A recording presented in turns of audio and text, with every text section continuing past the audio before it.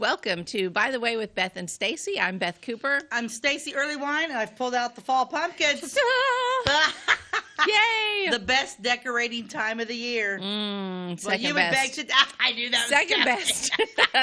I was thinking about Christmas this morning. Oh, I got to put my phone on and silent. you know what? So today's like September, 29th, 30th? Okay, I don't even know where September I went. started decorating for Christmas on November the 1st. So that means basically 1 month from now. Now, see, I still think fall's a better decorate. I like fall decorating more than Christmas. Mm-hmm. Christmas, it makes me so tired. Oh.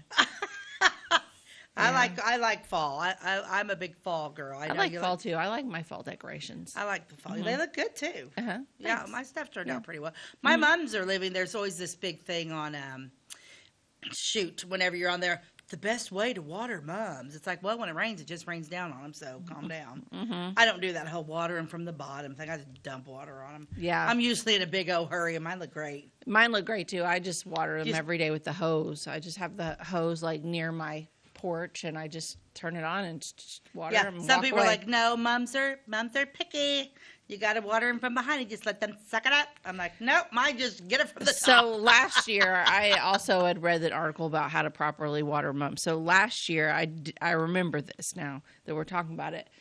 I did try to not get any of the flowers wet and just get the roots wet. So I would take my hose and stick it into the plant. And what I ended up doing was breaking a hole, and then there was a hole there where I'd stuck the hose in. Yeah. I'm like, forget it. And they're fine. Yeah.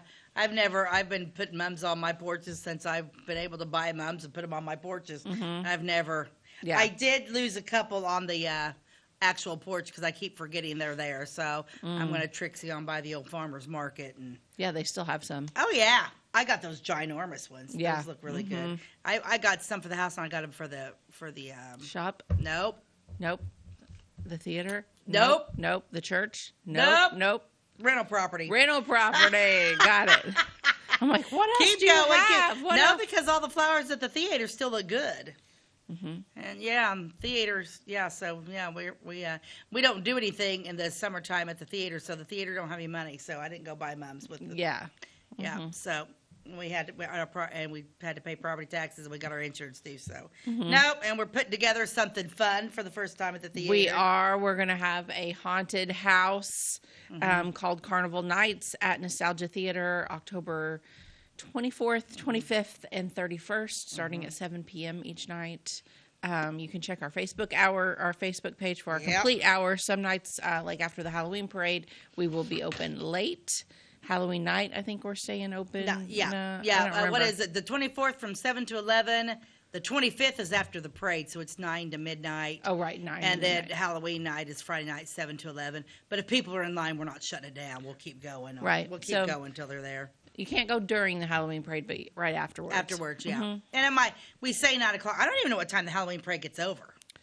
What is that normally? It just varies. But there was a time when the Halloween parade was almost 2 hours long. Yeah. I don't think it's quite that long. What time does it start? 7, right? Yeah. So it might be more like 8 or 8:30 when who knows? Just following the Halloween parade. Once the actors get there, once the clowns show up, send in the clowns. They're gonna be there. Oh my gosh! I just had an epiphany. Okay.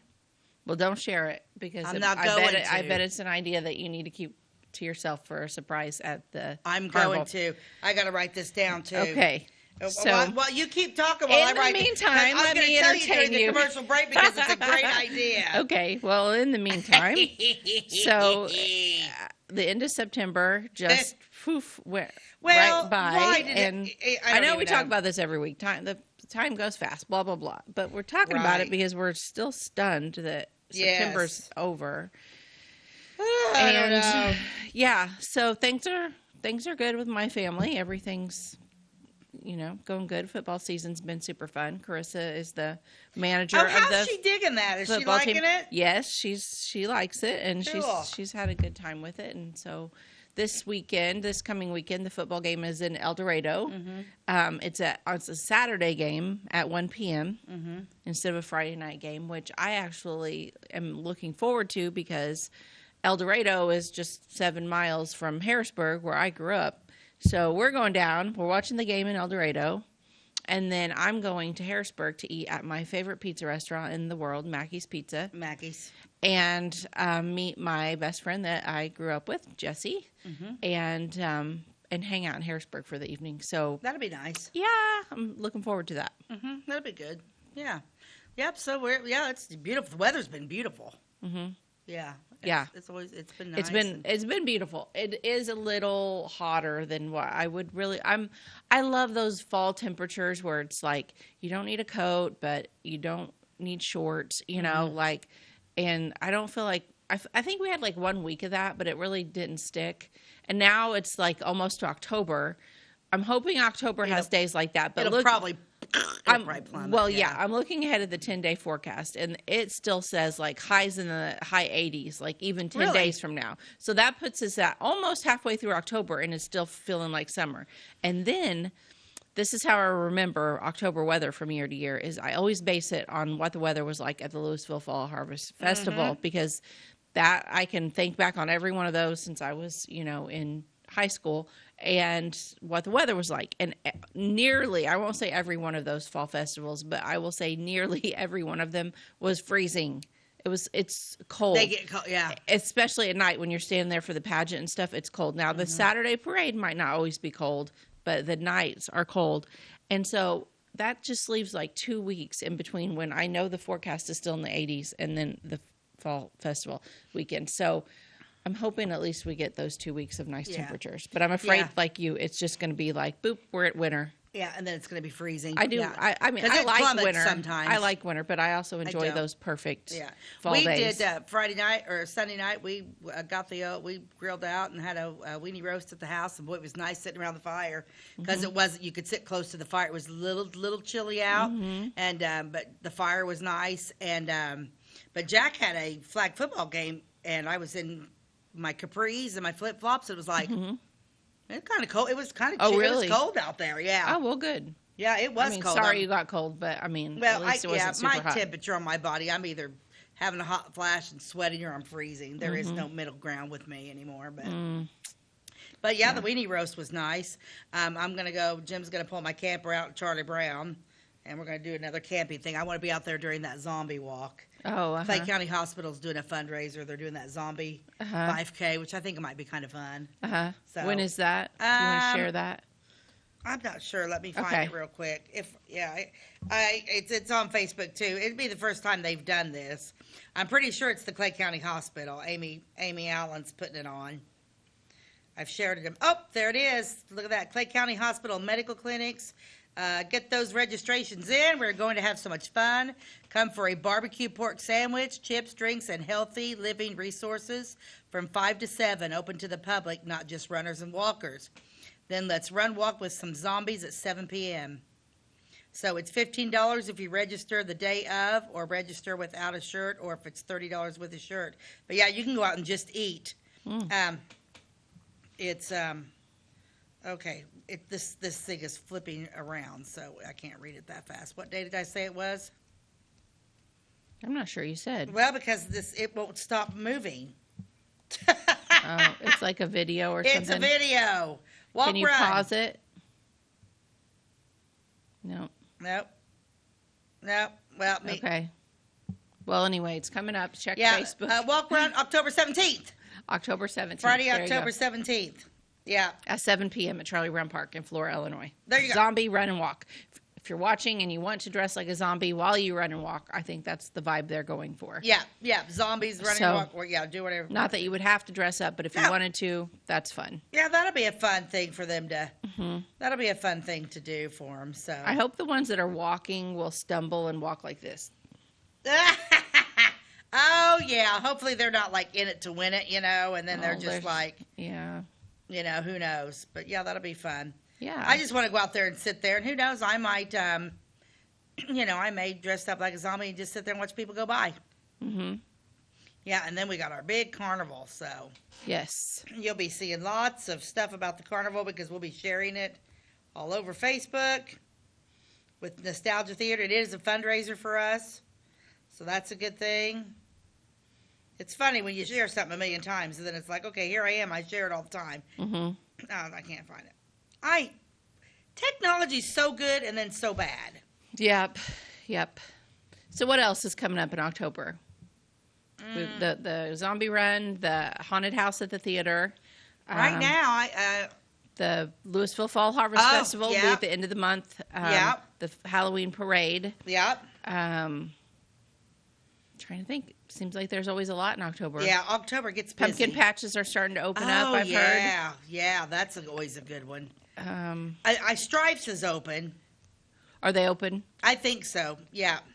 Good. Yeah, I saw that Stripes is open, and that always looks so fun out there whenever they do have their stuff out there. It's nice. Do they have live animals out there? Yes, they have at least one. They usually have one or two, what are they called? Ostriches. Thank you, Abby. I'm like, big birds. I can't think of what they're called. Big birds. Ostriches. Big. Which are fun for the kids to look at and watch. And birds, ostriches, aren't they kind of mean? I think so. I mean, I'm kind of scared of them, honestly. Because I got just weird. Yeah, I'm not sure there's any other live animals out there, but there's the ostriches, so yeah. Yeah.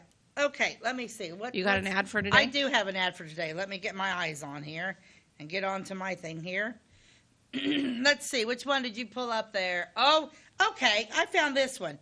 Okay, so Rainbow Your 7-Up floats. Ooh. Okay, I have never done this. Okay, have you had a Coke float?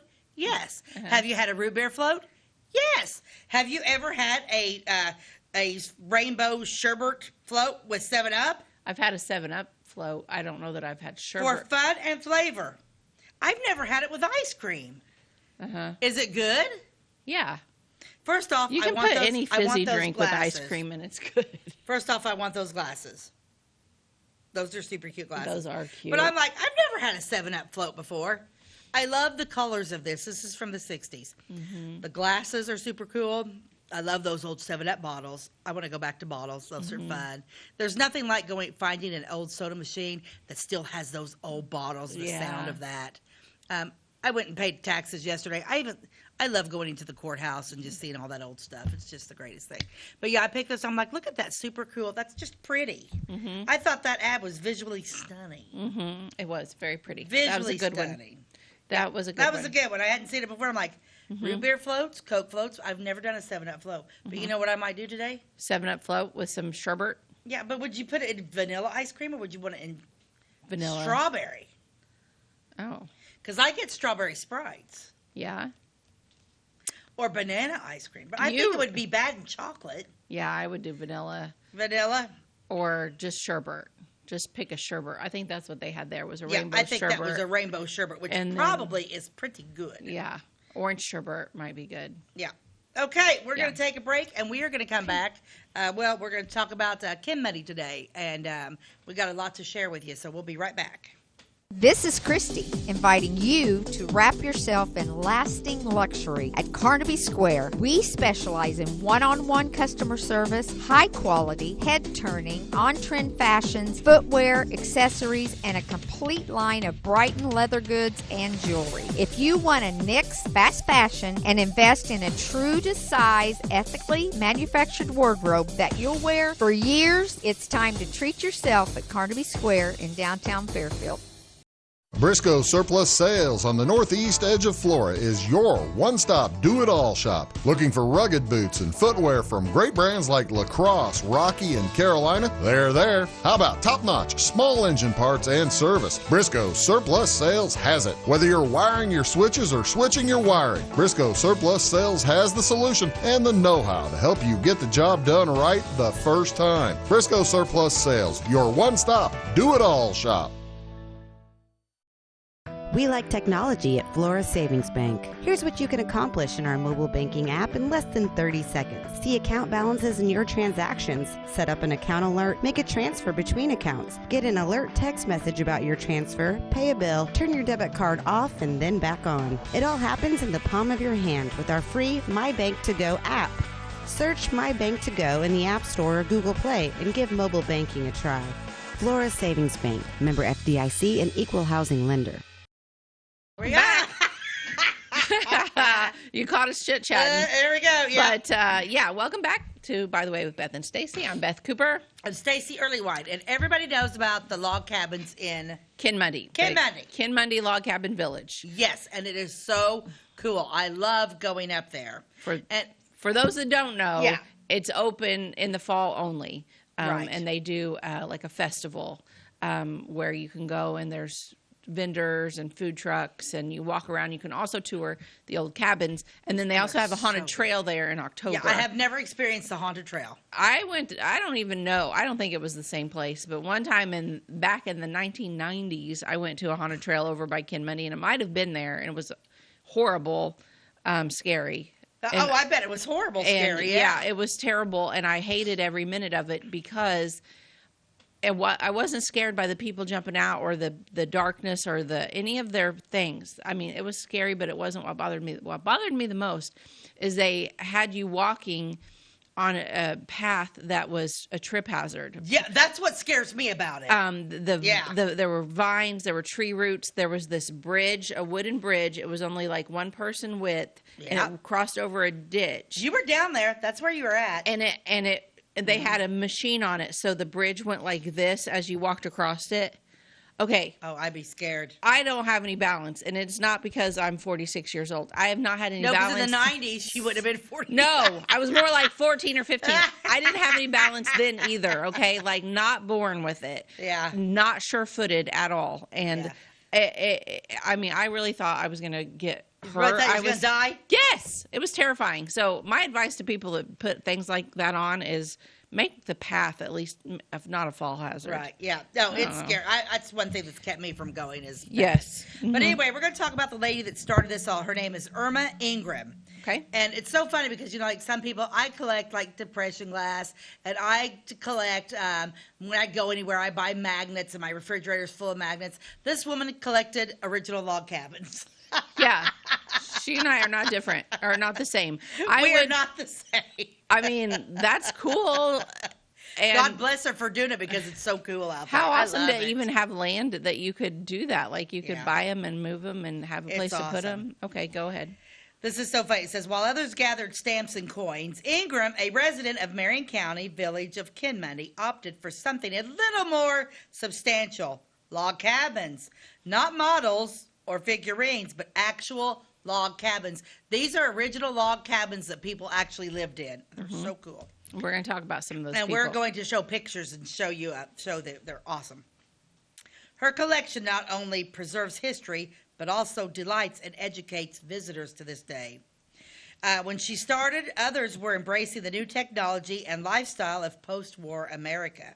But Ingram realized that the log cabins of the previous century were rapidly disappearing. She set out to do something about it, as plans for the development of the nearby Stephen A. Forbes State Park included the demolition of several cabins. Ingram began a one-woman mission. Can you imagine? So think about that. So for those that don't know, Forbes State Park Lake, that was a man-made lake. So at one time that was just ground and woods, and it had seven cabins throughout that area. So when they built that lake, all those cabins had to be torn down. Yeah. And she did this along with her son. It was her son Rob, and several of her friends. And like I said, and what they say here is like Irma's son, Bob, convinced his classmates to help label and then dismantle a number of cabins before moving them to the 40-acre tract just north of Kinmundy, where they are at now, and then put them all back together. So they didn't like pick them up and move them. They actually took these cabins apart and then put them back together. So they didn't. It's like Legos for adults. Oh my God. Can you imagine? Yeah. Over the next 2 decades, Ingram's collection grew to more than 10 cabins, most originating from within a day's drive. She outfitted each one with antiques from her personal collection. And let me just say, those things are wonderful, full of antiques. And you know what? People must respect her because, I mean, she must lock them up, but nobody bothers them. I'm assuming she just leaves them in there. Yeah. Giving a glimpse of prairie life in the early to mid 1800s. Whenever possible, Ingram gleaned as much history about the structures and the people who lived in them as she could. So she actually has, when we show you the pictures of cabins, there's on the outside of the cabins, she actually has snapshots of like the people that built the cabins and who actually lived there. And we're going to talk about that here shortly. But it's so neat when you go to Log Cabin Days. Originally, when you went to Log Cabin Days, back when she first started that, you couldn't go in them. Now they're opened out and they even have people portraying. They're cooking inside on the fire in cast iron skillets, and they're outside, and you got musicians. It's so cool. I love it. And they only started doing that in the last recent years. It's so fun. Not content to keep her collection private, she would give the occasional tour of what came to be known as Pioneer Log Cabin Village, and each fall would open the grounds to the public, artisans, and vendors as part of what eventually became an annual fall craft show, complete with historical reenactors demonstrating and teaching pioneer ways. After Irma died in 2003, her son continued to maintain the village until his own death in 2016. Oh.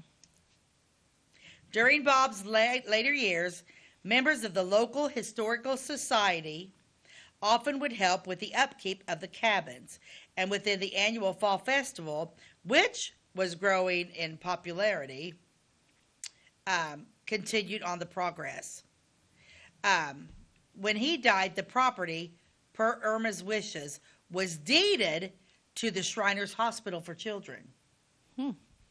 To say that the nonprofit healthcare organization did not know what to do with the log cabins would be accurate.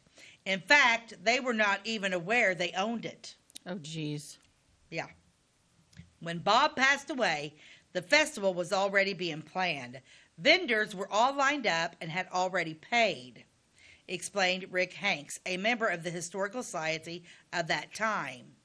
Hank currently serves as president of Kinmundy Promotions, Inc., a not-for-profit organization with the sole purpose of supporting the log cabin village. Good. They formed a board. So they formed a board. Good. We got a hold of them to see if we could have the festival as planned, and they didn't even know they had inherited everything. Oh, my. They said that was really poor planning on behalf of somebody. Oh, yeah. They said as long as we had the plans and the insurance, we could go ahead. Yeah, that seems kind of a weird. Yeah. Over the next few years, the sale of the property to the local entity was negotiated, and the organization continues to maintain the structures. Good. So the Shriners sold it back to this board that had formed. Improve the grounds and hold public events at what is now officially called Kinmundy Log Cabin Village. That is so crazy that they gave it to the Shriners. Well, they must have had a heart Irma's for wishes. it. Yeah, they must have. Yeah, it must have been what she. Currently, the village consists of 12 period cabins, most originally erected within a few miles from where they now stand. A majority of the cabins are single room, but some include lean-to additions. Whenever possible, the history of the cabins have been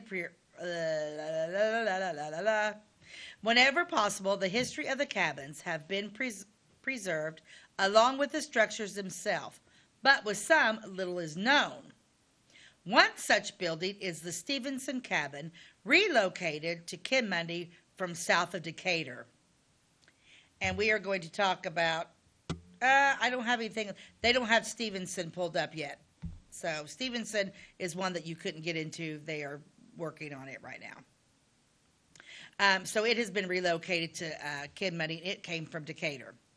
It has been repurposed as a church and one-room schoolhouse. Outfitted with period-correct desks. Well, maybe, nope. Is the Wagner Preacher one? I don't know. We'll get to that in a minute. So that one has been repurposed as a church, one-room schoolhouse, outfitted with period-correct desks, slates, maps, and other teaching tools. It is a primary stop for classes on school field trips to the village every spring. Students even get to summon their peers by ringing the bell. Andy Waterman of Illinois South Tourism made his first visit to Kinmundy Log Cabin Village in the fall. He was taken aback by the cabins, especially the school building. I do not remember which one the school building I don't have is. that one either. I don't have it either. It's off the beaten path. No wonder, because I did not go off the beaten path. But it's really cool off the beaten path, he says. It's like stepping back in time. I'm a history buff, and if it wasn't for the sound of traffic from Interstate 57, I would have forgotten all about the modern world for a little while.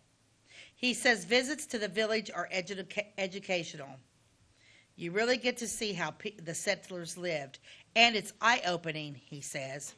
You look in the cabin and then realize that 3 or 4 people or even more all lived there together in this tiny room. Even the beds look so tight you can't believe how many people would sleep in them.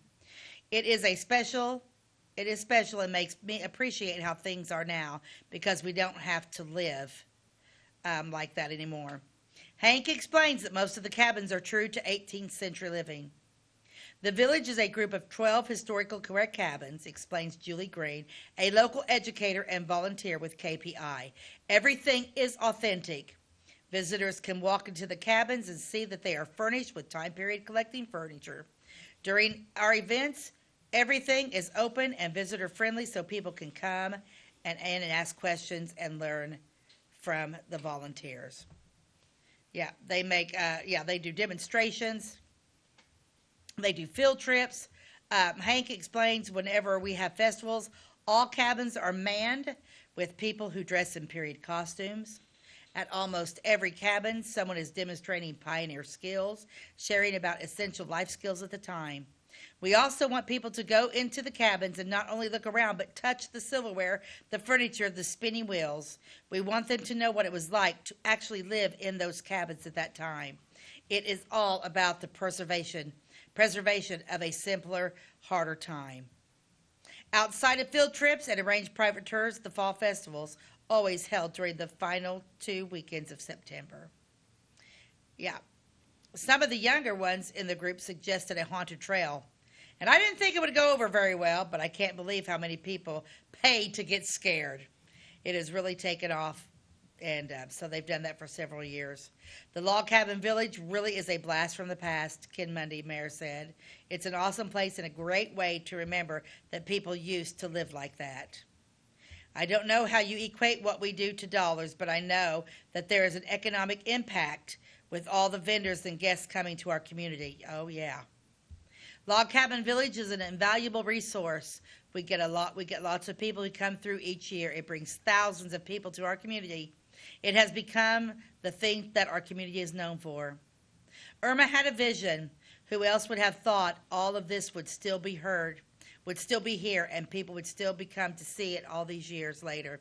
She preserved the history, and we're going to continue that because they don't make them like this anymore. No, that's I good. want to read her obituary real quick. Ty, do I have time to do that? Do we have a picture of Irma? I didn't find a picture of Irma. Okay. Perfect. Irma Ingram, 91, of Kinmundy, passed away at Doctor's Nursing Home in Salem on Saturday, July 5th, 2003. She was the daughter of Curtis F. and Bertha Hyler Quick of New Orleans, Louisiana. Irma married Elwin Gary Ingram of Chicago in 1944. He preceded her in death in 1975. She was all proceeds in death by a twin sister. Preceded in death by a twin sister, Irma Russell, and a brother, Edgar Quick of Christopher, Illinois. Irma is survived by a son, Robert, and wife, Carolyn of Ingram. Irma was a member of Kinmundy Women's Club and past president twice, Eastern Star, and past worthy matron, HEA, a past vice chairman and past county board member, DAR, Isaac Hull chapter, and past Region Audubon Society.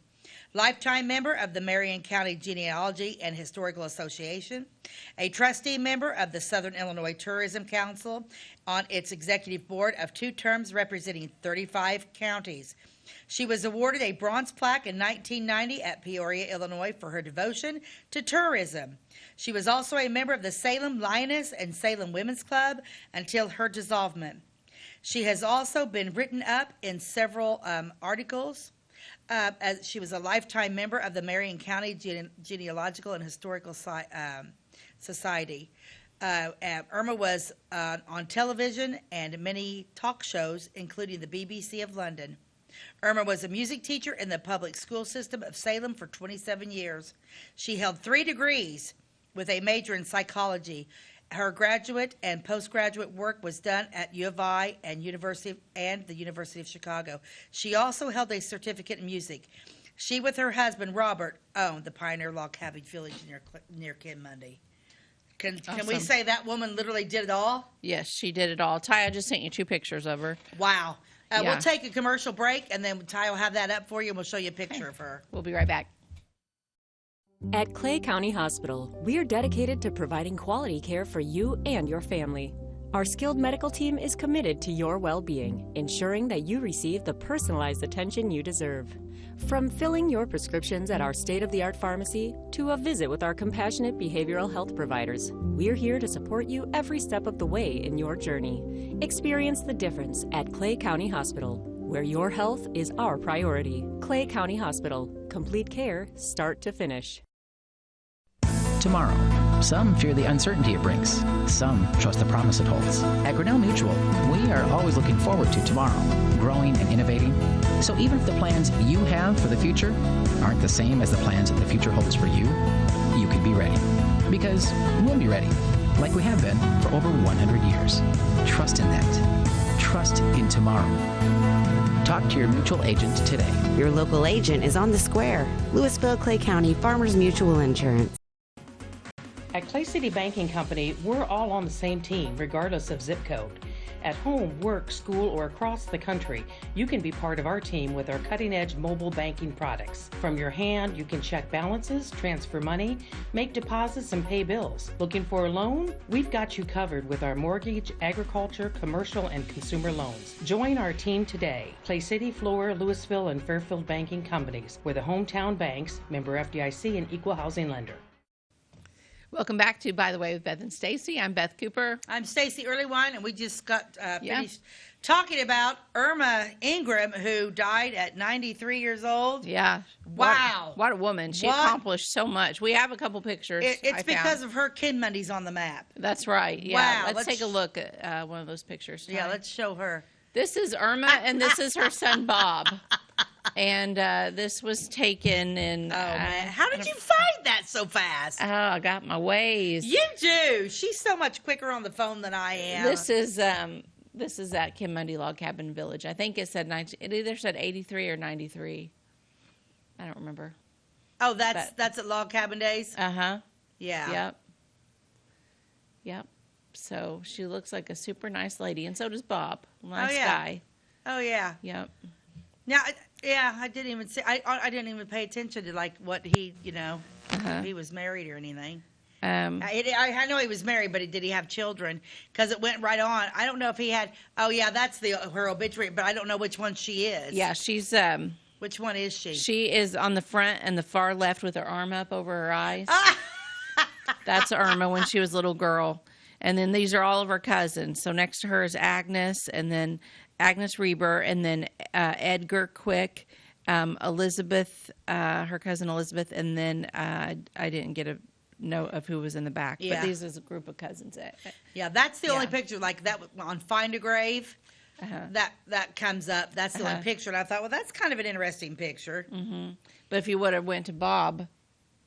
Oh, see, no, I didn't go. You got to check. Usually I do, but the relatives. Anyway, that picture of Bob and Irma was on Bob's Find a Grave. Okay. Gotta love Bob. Okay. Yep. Okay. So now we're going to show you a picture of this cabin right here. Let me make sure we're going to try to do this as good as we can here. Yeah, that's the right picture. Okay, this cabin right here. Oh, so cute. This is cute. Now, I went to Log Cabin Days this last weekend. So my pictures, I just took them. So there are people in these pictures because, I went up there and I'm like, excuse me, I'm Stacey Earlywine with By the Way with Beth and Stacey. Could you please get out of the shot? I'm doing a TV show here. But I didn't say that, but whatever. I should have. Anyway, this is the Davidson cabin. This cabin, and just leave the picture up while I'm talking about it, please. This cabin was built in the 1830s and located on the old Carlisle Road near Vandalia, Illinois. The building was purchased from Claude Davidson. The outside was all boarded up, and then they added the lean to so what they did, so like it was basically like just that porch wasn't there. So the original structure was just that main cabin right there, and then they added that lean-to. That's what they call all those. They call those lean-tos instead of just adding porches. That's what I ended up finding out about most of these. This cabin has been completely remodeled and is used as the watchman's home. A politician once lived here, and it is said that Lincoln visited here also. This actual cabin. So this cabin actually was in, which makes sense if it was near Vandalia. But yeah, so the original cabin is that little bitty structure, and then they built this lean-to on and added that onto it. And you got to be careful when you go up in there because like they didn't make steps. Whenever they did add something to the cabins and built the structures, they built them how they would have been built had that been on there in that time period. You know, they didn't mess around, and when you go up the stairs are all wonky because it's just a piece of wood. But yeah, so it said, I found out in doing some of these, Lincoln actually stayed in a couple of them. So yeah, and then those gentlemen were up there, they were playing, I don't know, some sort of checkers game. Something? Yeah, how Probably cool is that? while their wives shopped, they sat down and played checkers. They sat down. Yeah, brilliant. Okay, let me get to my next one. You're doing Dooley. Let me just hold that picture right there. Okay, my next cabin, Ty, is going to be a cabin that's got a really pretty, it's a square cabin. It's got a turquoise, when you go into the door frame is turquoise with like 3 steps that walk up. Do you see it? Nope, not that one. Keep scrolling.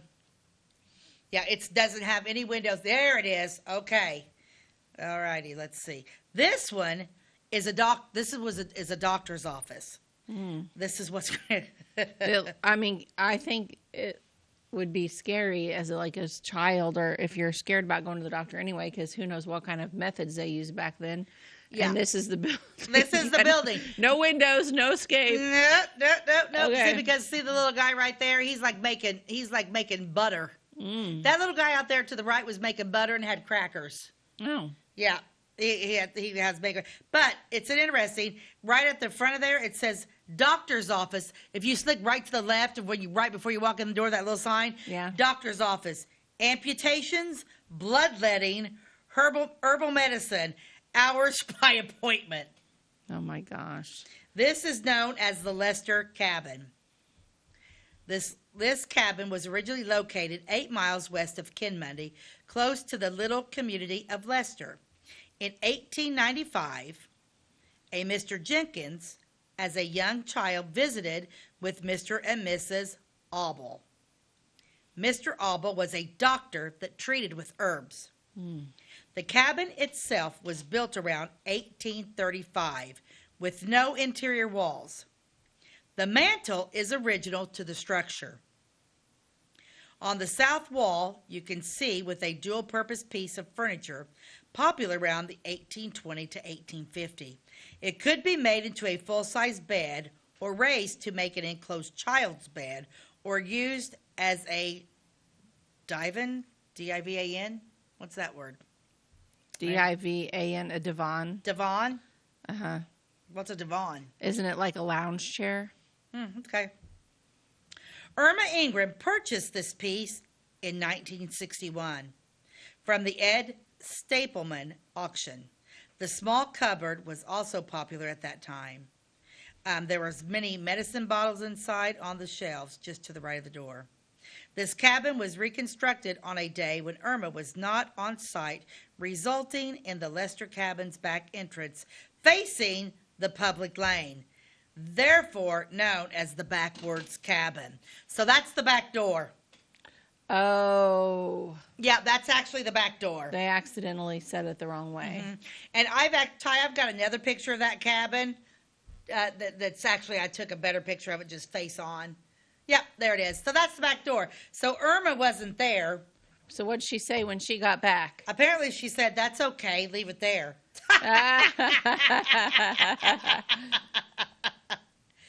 Apparently she's like, okay. Yeah. Yeah. I wonder if the other side looked any much different. If it had a window facing. I don't know. I didn't go around to the back. I was just like, well, this cabin's a little bit different than the other ones. You know, because like, if you can see, like when you go through there, you could, you go right through it. You can, you can see the, they had the back door open, but nobody was really going through there.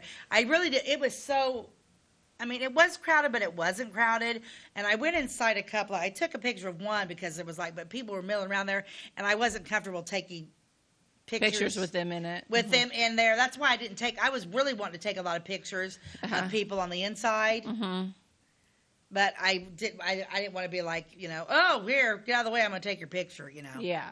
But yeah, that's the doctor's office. Okay. And then I'm going to show you one more. Now, the next picture I'm going to show you, Ty, is a cabin. And there is a girl sitting in the window of this cabin, and she's dressed in period clothing. And there's a gentleman reading the sign out front in a rainbow-type looking shirt. That's the there you go. This is the Milliken cabin.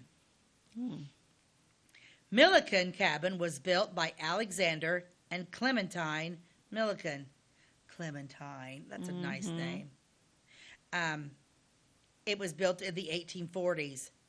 Alexander was born in Massachusetts on April 7th, 1817. He migrated to Illinois by way of Ohio, where he married Clementine Atalia Earl. What a name. Yeah. Her Atalia, Atalia, Clementine Atalia. Woo, I love that name. And her last name's Earl. Oh, they got married on September 21st. Oh, really? Guess what day September 21st is? Your birthday. My birthday. What was her married last name? Earl, E-A-R-L. That was her maiden name or her married name?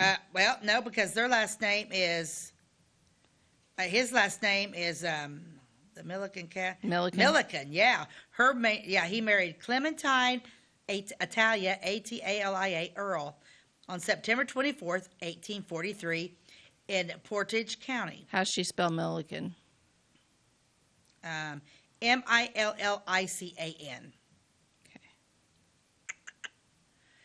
The location of the cabin prior to being moved to Pioneer Village was about 1 mile east of Omega.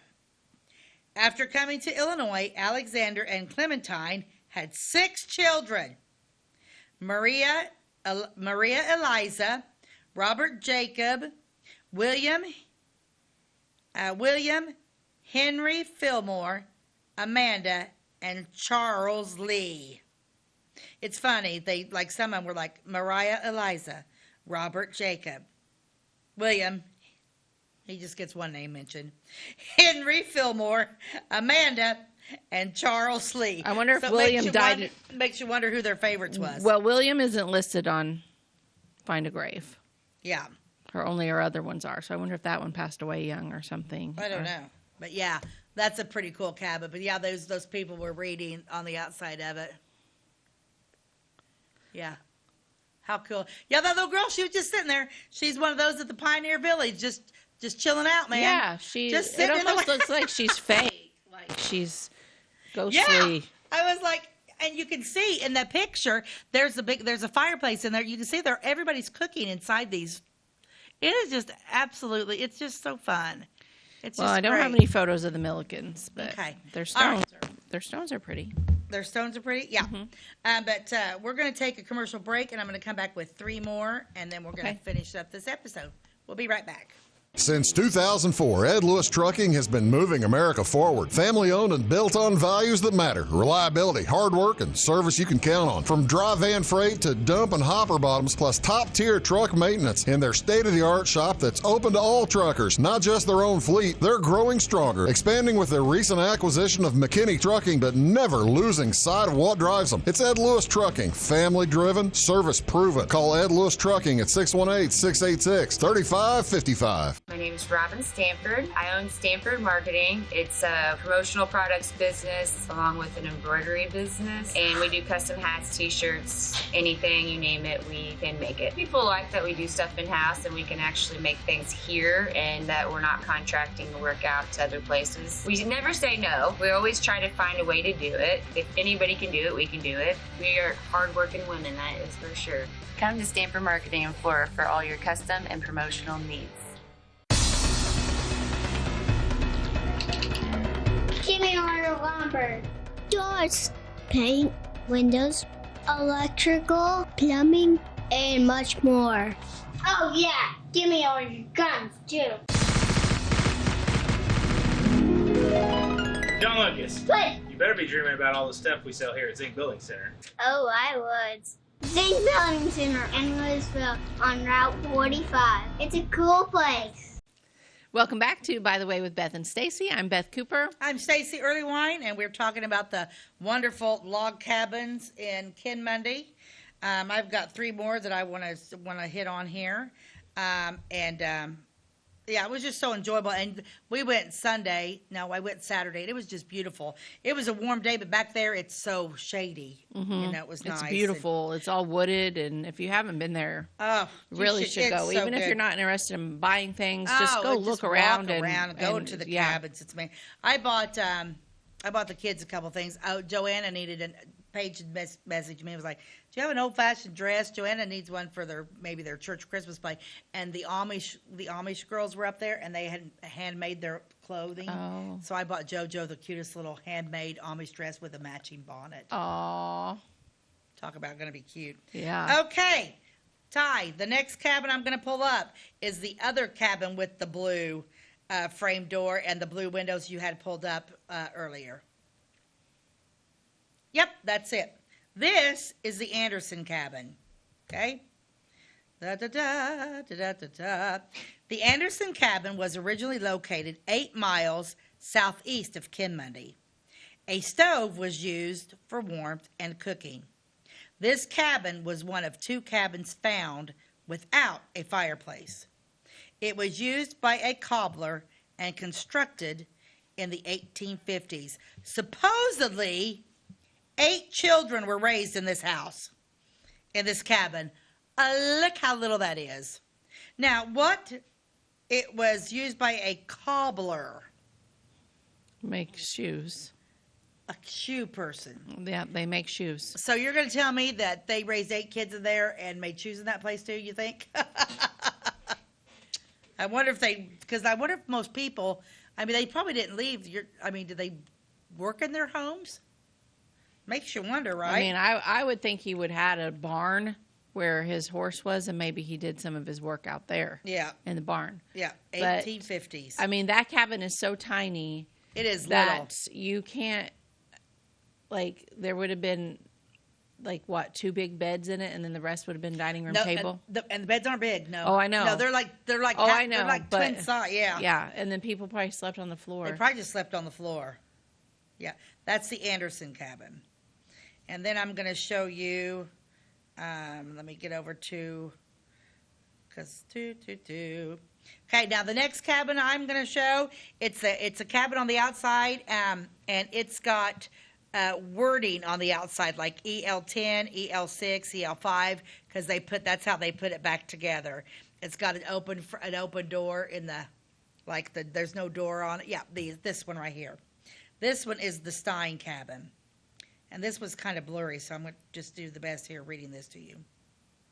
And this one is actually a 2-story cabin. The old 2-story house that sat on US 50 was just west of Shattuck Road in Clinton County, was a familiar landmark to almost everyone in the area. It sat empty for a number of years before the owners of the property decided to have it torn down. It wasn't until demolition began that anyone realized that hidden under the siding outside and plaster walls inside was a well-preserved log cabin. Oh, cool. What a jewel. No kidding. So someone just built around it. That's cool. See, I keep thinking that's what's going to happen to First Christian Church. Did they say that our church was built around? Did they tear down that other beautiful building? Yeah, they tore it down. They did tear it down because I think somebody told me at one time because I still look and try to find the old church. Well, there's bits and pieces of the old church in there. There is where back behind the kitchen, at the very end, there's a closet that the Quilt Guild uses as storage, and it has an old staircase in it that goes to nowhere because that part was from the old church. That's where the organ is. The bottom part of the organ piece. Really? Mm-hmm. I didn't know that. How long have I been going to that church? I don't know, but our church is a little bit like the Winchester Mystery House. Like, it just keeps going, and there's all kinds of hiding spots. And that's like behind, like when you go that back place behind the kitchen, is it like the very last? Mm-hmm. Well, I'm going to have to go back there and be nosy. I'm just not very nosy, I guess. Mm-hmm. They don't let me in the kitchen very often. Yeah. They don't let me in there very often. Okay, go back to that picture. I think I have another side view too of that one too. Yeah, this one right here. Okay. Well, I did not know that about the church. Fortunately, Mrs. C. Canal realized the significance of the structure and contacted Mrs. Ingram with an offer to donate it to Ingram's Log Cabin Village. Nice. They donated it. That's awesome. Mrs. Ingram, who was noted for paying for all of the cabins in the village, refused to accept the donation of the cabin and insisted on purchasing it instead. I wonder what she paid for some of these. I don't know. I'd love to know. Me too. Yeah, this is somebody willing to donate it, and she's like, no. Mm-hmm. I'm going to pay you for it. Like the other cabins in the village, the logs were numbered, disassembled, and transported to the village north of Kinmundy, where it was reassembled, making it the last log cabin to take its place among the other relics of a bygone era. Mm-hmm. Mr. Stein was an immigrant from Germany. He built the cabin about 1840 and was an ancestor of Mrs. Canal. That's the Stein cabin. That's cool. So obviously the code on the front, like the east side, the left, log 4, log 5. Yeah. And then the east side on the right, they're numbered. So that's a clever way to know to put it all back. Yeah. But then, like, if they did that to all of them, I mean, I wonder if that's just chalk, if you can get that off. Because I know. I'm like, why didn't they do it a little bit more, inconspicuous, I don't know, maybe. Because it would have to be, because, like, if you look at, I mean, I don't know, because that makes you wonder, like, when they took them apart, some of that wood would have to kind of crumble a little bit, right? Yeah. I wonder if that's paint. I wouldn't think they would use paint, would they? Why is it still there then? I don't know. If it's the last cabin brought in. I don't know. I don't know why. I don't know what the deal would be with that one. I would have used a Sharpie and wrote it really tiny if you had to. Yeah. Not great big like that. Yeah. I don't know. But anyway, that's me. Then, and like, it makes you wonder what volunteers she had, to put these all together. I'm going to save that next one because we're going to continue the log cabins into our next episode. We're going to continue on because Beth has come up with a lot, and we only have literally 3 more minutes to talk about. Mm-hmm. And this is just part 1 of Kinmundy Log Cabins. Oh my gosh! Stay tuned for part 2. This is our first. Is this our first part 1? This is our first. We've got others that are parts. We do? Yeah, Route 50 was 4 parts. And I know, but I feel like this is different. This is like at the end of Charlie's Angels before they catch the bad guy. Oh, okay. That's what I mean. Like, we're literally a cliffhanger. Because we're literally going to continue talking about the log cabins. Right. Where, that was Route 50. We did this, but now we've moved on to a different part of Route 50. Right. We're still. Well, that's true. We're in the same place. So I feel like this is our first. I know. It kind of is. To be continued. Absolutely. I definitely feel like it's a to be continued. Mm-hmm. But the food vendors were there. I'm so weird about that, the food vendors, because I always only get a corn dog. Yeah, I love corn dogs, and you cannot get anything. Oh, the only time you get a really good corn dog is at those places. Uh-huh. And they're just What else did they have? Everything. Yeah. That I love anymore, like the shake-ups and stuff that they have that are so good. And like that, because I like a strawberry shake up. And then, of course, all the food was great. Everything was there. They did ham and beans and pulled pork and corn dogs and funnel cakes. And, oh, my gosh, somebody had like big pretzels there that like had stuff drizzled on it. And then there was caramel apples with different types of dips. There was fudge and macaroons and kettle corn, of course, you come back with. And all the fair food, and then like pork rinds and homemade stuff, and you name it, it was there. Awesome. I think this time I feel like there were more food vendors there than I've ever seen before. Oh, really? Yeah, there were a lot of food vendors there, and the crafts were there was a lot of crafts there too. I bought like I said, I bought Joanna that dress. I'm kind of like, I go more just to walk around and go in the cabins. And every time I go, and I go every year, and every time I go into the cabins, and I'm still like, yeah, that's so cool. That's so cool. You know, I still love going into the Was same the lady cabins. there that made the homemade wooden spoons? Yes. Yeah, I bought some off of her last time. And I didn't buy those. They're awesome. She was in front of the doctor's office. She tells you how to like season them so that they don't get all dried out and crack. Yeah. And the ones I've purchased from, I bought a bunch from her and then passed them out as Christmas gifts with some of my, like tied them to the top of the packages. They're the nicest wooden spoons I've got. They're wonderful. Yeah, I've never used wooden spoons because I'm always kind of iffy about getting them clean. I should have talked to her a little bit more. Yeah, she'll tell you all about them. But no, I use wooden spoons a lot. I prefer that over plastics because you start reading about all the microplastics that you leave in your food and stuff. All weird. And no thanks. No thanks. Can't be having all that stuff. Yeah, but there was a lot of nice things. There was a lady up there that had like, I bought the kids some like those little coon hats with the little tail. Oh, and fun. Bought JoJo's dress, and then I bought myself this thing for the camper. It's like these cast iron things, and then it's like they have like bells and all sorts of stuff like that. And then they're solar and they light up. I'm gonna take it and put it in the camper. But mine's a hot air balloon. It's really cute. Oh, cool. Yeah. But anyway, okay, here we go. Let's end with something funny. Here we go. I was driving one night in a really heavy rain. My car slid off the road into a field of tall grass. When the sheriff arrived, he asked, "Slip off the road?" I said, "Nope. The car got hungry, so I let it graze in the grass for a while." That's a good one. He cracks me up. That's funny. That's it. Anyway, as always, you can find us on Wabash Catch TV, channel 100, Monday through Friday at 11 a.m. and again at 3 p.m. All of our new episodes air on Thursdays and Fridays, and you can go to our YouTube page to see all of our episodes ever are on our YouTube page, by the way, with Beth and Stacey. And that is it for today, and we'll catch you next time. God bless you, and have a great day.